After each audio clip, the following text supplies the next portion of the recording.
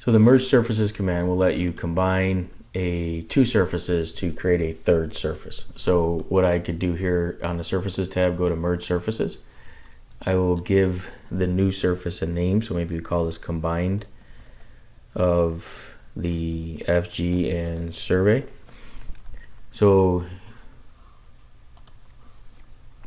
your surface 1, basically you can see here in the note, the merged surface is created from both surfaces. Wherever the surfaces coincide, the data from surface 2 replaces the data from surface 1. So here's surface 1, which in this case is going to be this surface. Okay, so that's that surface there.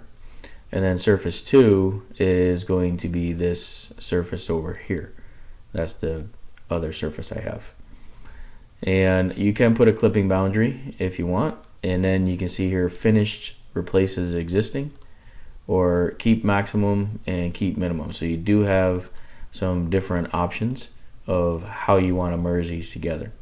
So if I do this and I click OK, what will happen is now I have a surface that you can see here is an overall surface of the other two surfaces. So in this case, this was our FG surface, and then over here is our combined, but also if I pick in here is look at this one, you can see there's that surface. So merging those two surfaces creates a third surface of those two surfaces have been combined. It's actually a paste, so it won't update if you change one of the other two surfaces. It actually creates a new surface.